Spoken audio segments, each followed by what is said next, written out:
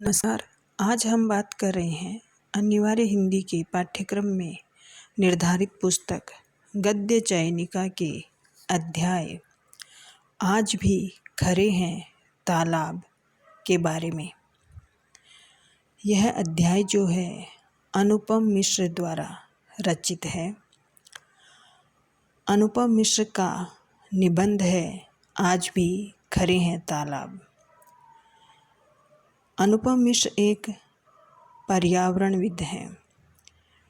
उनका जो लेखन है वह पर्यावरण संबंधी मुद्दों पर विषयों पर केंद्रित रहा है। पर्यावरण को बचाने के लिए इन्होंने एक मुहिम सी चलाई है लोगों को जागरूक करने के लिए। पर्यावरण बचाने के आंदोलन से ये जुड़े रहे हैं और पर्यावरण को बचाने संबंधी विषयों को लेकर ही इनका अधिकांशतः लेखन मिलता है। प्रस्तुत जो अध्याय है आज भी खरे हैं तालाब, इसमें लेखक ने जल समस्या को केंद्र में रखकर तालाबों की महत्ता पर, तालाबों के महत्व पर प्रकाश डाला है। जल समस्या पूरे विश्व में गहराती जा रही है। जल का संकट बढ़ता जा रहा है। प्रयोग में लेने के लिए उपयोग योग्य पानी बहुत कम बचा है, लेकिन फिर भी हमारे पास ऐसे कोई उपाय नहीं हैं, ऐसे कोई प्रयास हम नहीं कर रहे हैं कि जिससे इस कम होते हुए जल को भविष्य के लिए हम बचा कर रख पाएँ। लेखक कहना चाहता है कि तालाब जो हमारी परंपरा से जुड़े रहे हैं, हमारे भारत में तालाबों की संस्कृति रही है और इन तालाबों का निर्माण, रख रखाव समाज के लोग आपस में मिलजुल कर करते रहे हैं। इसमें सरकारी सहायता मिली है अथवा नहीं मिली है, राज्य व्यवस्था ने इसमें सहयोग दिया है अथवा नहीं दिया है, इसका अधिक प्रभाव नहीं पड़ा है। लोग आपस में ही मिलजुल कर इन तालाबों का संरक्षण करते रहे हैं। लेकिन जब ब्रिटिश शासन सत्ता हमारे यहाँ पर आई तो ब्रिटिश सरकार ने एक तरह से इन तालाबों को निरर्थक कर दिया। लेखक ने उदाहरण देकर के बताया है कि किस प्रकार मैसूर, दिल्ली, इंदौर आदि अनेक जगहों पर तालाब धीरे धीरे किस प्रकार उजड़ते चले गए हैं। एक व्यवस्थित, विवेकपूर्ण व्यवस्था के अभाव में तालाब जो है समाप्त हुए हैं। जल समस्या से निपटने के लिए इन तालाबों का बड़ा महत्व है। भारतीय जीवन में हमेशा से तालाबों का महत्व रहा है। वर्षा के पानी को इकट्ठा करना और फिर सबके उपयोग में उसको आने के लिए, सबके उपयोग के लिए उसे सुलभ बनाना, यह हमारी यहाँ की संस्कृति में रहा है, हमारे जनजीवन से जुड़ा रहा है। लेकिन पहले ब्रिटिश सरकार ने और फिर हम सब ने इन तालाबों की अनदेखी करनी शुरू कर दी, इनकी उपेक्षा कर दी और जिसका परिणाम है कि आज बहुत से गांव, बहुत से शहरों में पानी की समस्या बहुत अधिक बढ़ रही है। लेखक कहता है कि जो सरस परंपराएं मान्यताएं तालाब बनाती थी वे ही सूखने लगी है। अंग्रेजों के आगमन और उनकी नीतियों के बारे में बात करते हुए लेखक कहता है कि अंग्रेज 7 समुंदर पार से आए थे और अपने समाज के अनुभव को लेकर आए थे, अर्थात वे एक अलग दुनिया से आए थे, एक अलग जगह से आए थे। वहाँ की परंपराएं, मान्यताएं और उनके अनुभव बिल्कुल अलग थे और हमारे यहाँ की परंपरा, मान्यताएं, यहाँ का जनजीवन, यहाँ की जलवायु सब कुछ अलग था। लेकिन अंग्रेज़ों ने अपने अनुभवों से काम लेते हुए यहाँ कार्य किया और जिसका दुष्परिणाम निकला कि हमारे तालाब समाप्त हो गए। लेखक यहाँ की व्यवस्था बताते हुए कहता है कि यहाँ पर समाज अपना हित स्वयं तय करता था। हमारे यहाँ उस समय कार्य का क्या तंत्र था, कार्य की क्या व्यवस्था थी कि जिसमें समाज स्वयं अपना हित देखता था और उसके अनुसार काम करता था, उसे अपनी शक्ति से, अपने संयोजन से पूरा करता था। राज उसमें सहायक होता था, अर्थात राज्य व्यवस्था, राज्य उसमें सहायक तो होता था, लेकिन अपना हित समाज स्वयं ही देखता था, स्वयं तय करता था। पानी का उदाहरण देते हुए लेखक कहता है, पानी का प्रबंध, उसकी चिंता हमारे समाज के कर्तव्य बोध के लिए विशाल सागर की एक बूंद थी कि समाज जो कर्तव्य निभाता था उनमें एक कर्तव्य यह भी था कि वह समाज के लोगों के लिए पानी का प्रबंध करता था। लेकिन आगे बताता है लेखक कि अंग्रेज जब यहाँ पर आए तो उन्होंने अपने यहाँ के जो उनके वहाँ के अनुभव थे, वहाँ के अनुभव और प्रशिक्षण के आधार पर यहाँ के राज में दस्तावेज ज़रूर खोजने की कोशिश की, लेकिन वैसे रिकॉर्ड राज में रखे नहीं जाते थे। अब वहाँ पर अंग्रेज़ों के अपने राज्य में पानी का क्या प्रबंध था, उससे संबंधित कागज़, दस्तावेज राज्य में होते थे, क्योंकि राज्य ही उसकी व्यवस्था करता था। यहाँ आकर भी उन्होंने राज्य की व्यवस्था में ऐसे दस्तावेज खोजने का प्रयास किया और वहाँ पर उन्हें कुछ भी नहीं मिला, क्योंकि यहाँ पर तो पानी के प्रबंध की व्यवस्था समाज स्वयं कर रहा था। जब उन्हें यहाँ पर ऐसा कुछ नहीं मिला पानी की प्रबंध से, पानी की व्यवस्था से संबंधित, तो उन्होंने समझा कि यहाँ पर ऐसा कुछ है ही नहीं।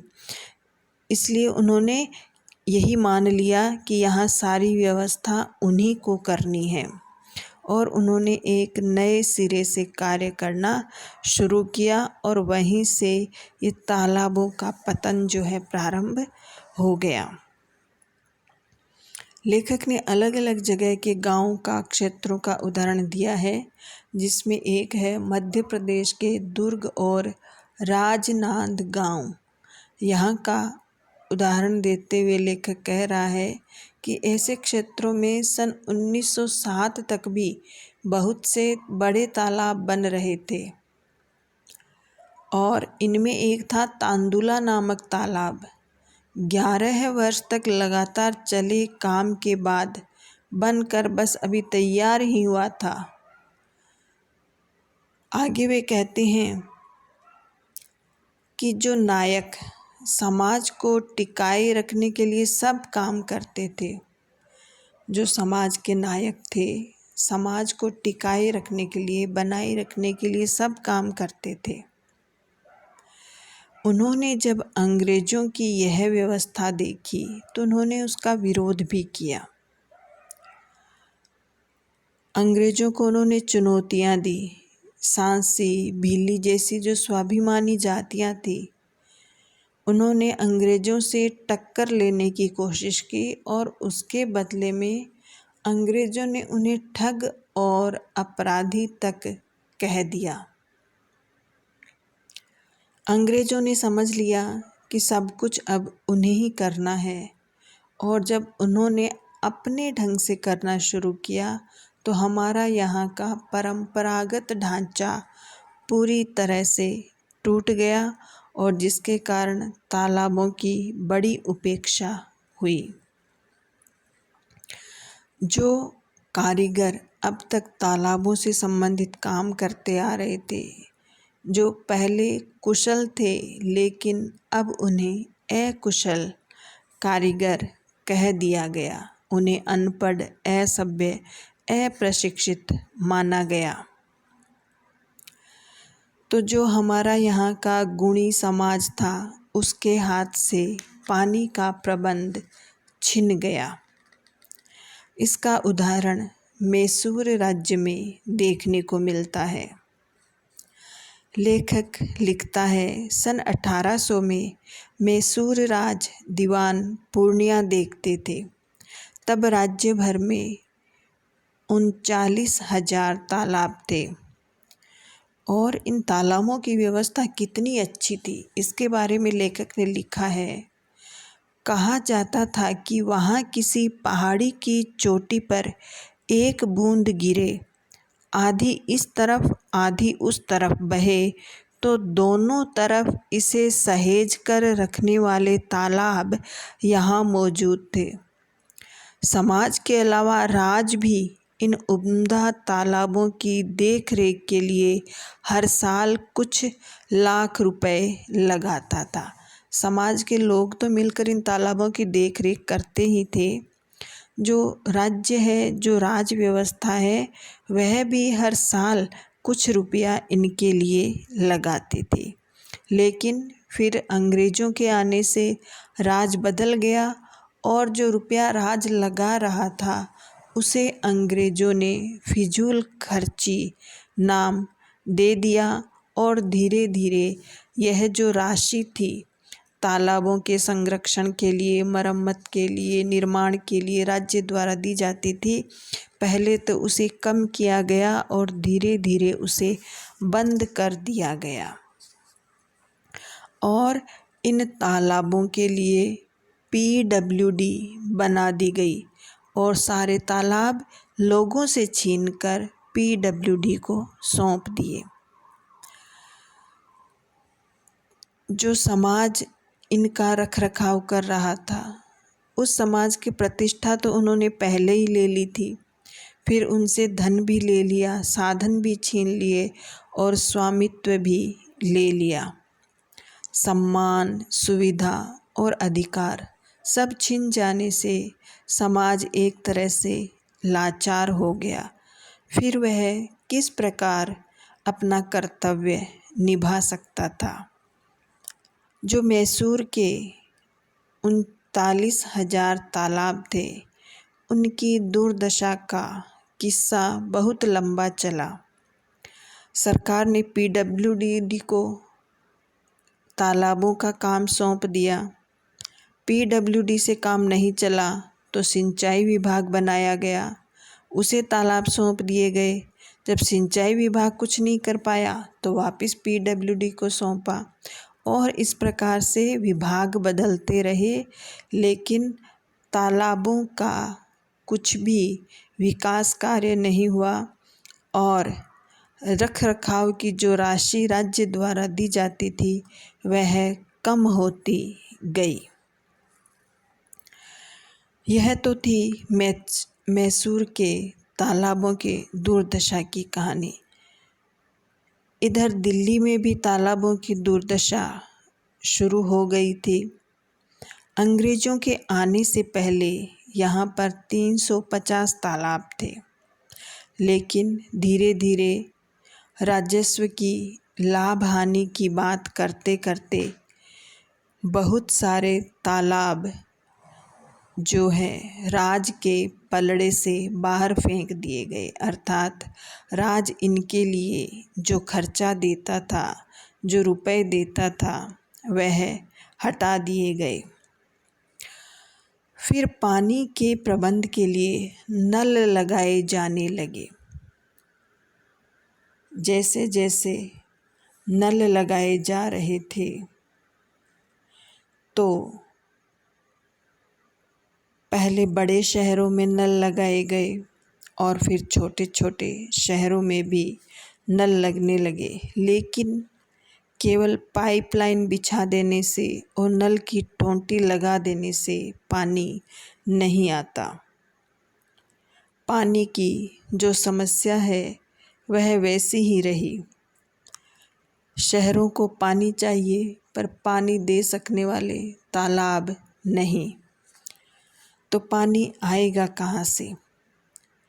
फिर पानी के लिए ट्यूबवेल की व्यवस्था की जाने लगी, लेकिन ट्यूबवेल से पानी तभी मिल सकता है जब इसके लिए बिजली, डीजल और उसके साथ साथ यह भी ज़रूरी कि शहर के नीचे पानी होना चाहिए।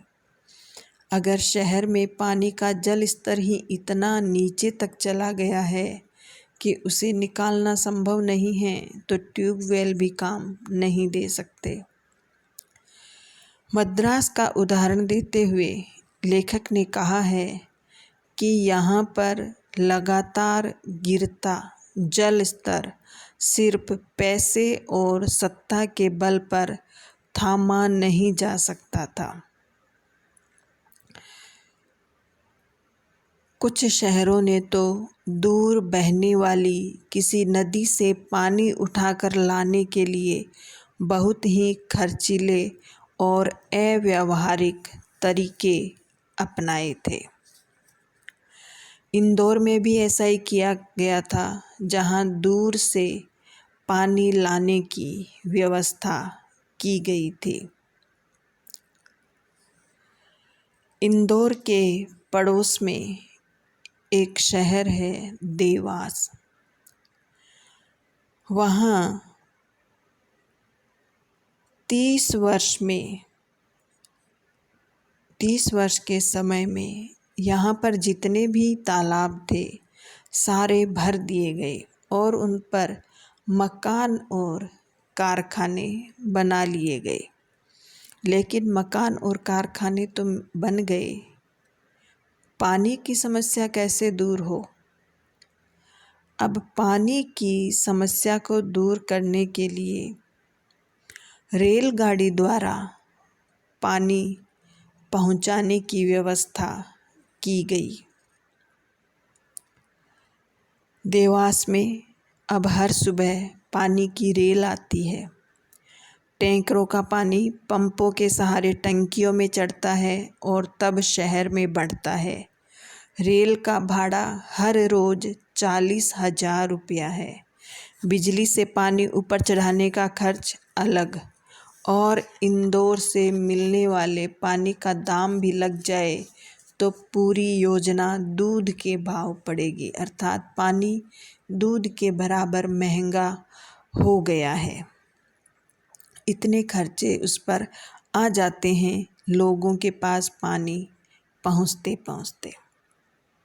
लेखक आगे कहता है कि पानी के मामले में बेवकूफ़ी के उदाहरणों की कोई कमी नहीं है। उन्होंने मध्य प्रदेश के सागर शहर का उदाहरण दिया है कि यहाँ सागर शहर में 600 बरस पहले लाखा बंजारे द्वारा एक तालाब बनाया गया था और उस तालाब को नाम दिया गया सागर। और उस बड़े तालाब जिसका नाम सागर दिया गया था, उस तालाब के किनारे यह शहर बसा था और उस तालाब के नाम पर ही इस शहर का नाम सागर हो गया था। अब जब 600 बरस पहले एक बंजारे ने इस तालाब को बनाया था, पर आज यहाँ पर बड़ी बड़ी प्रतिष्ठित संस्थाएं हैं, पुलिस प्रशिक्षण केंद्र है, रेजिमेंट विश्वविद्यालय है, लेकिन तालाब की देखभाल करने वाला इनमें से कोई नहीं है। एक बंजारा आया और इतना बड़ा तालाब, जिसको सागर नाम दिया, बनाकर चला गया, लेकिन आज के नए समाज की ये साधन संपन्न संस्थाएं इस तालाब की देखभाल नहीं कर पा रही हैं। इस तालाब को लेकर के शोध कार्य हो रहा है, लेखक कहता है कि इसको लेकर के 11 शोध प्रबंध पूरे हो चुके हैं, डिग्रियां बंट चुकी है, लेकिन एक अनपढ़ माने गए बंजारे के हाथों बने सागर को पढ़ा लिखा माना गया समाज बचा तक नहीं पा रहा है। आज का समाज पढ़ा लिखा है, उसके पास सारी जानकारी है, इस पर शोध कार्य हो रहे हैं, लेकिन कोई भी इस तालाब को बचा नहीं पा रहा है। यह समाज की एक तरह से उपेक्षा ही है। जिस मन से, जिस प्रयास से बंजारे ने काम किया था, उसी मन, इच्छा शक्ति और प्रयास से समाज काम करे तो तालाब बच सकते हैं। लेखक कहता है कि देश भर में कोई 8 से 10 लाख तालाब आज भी मर रहे हैं।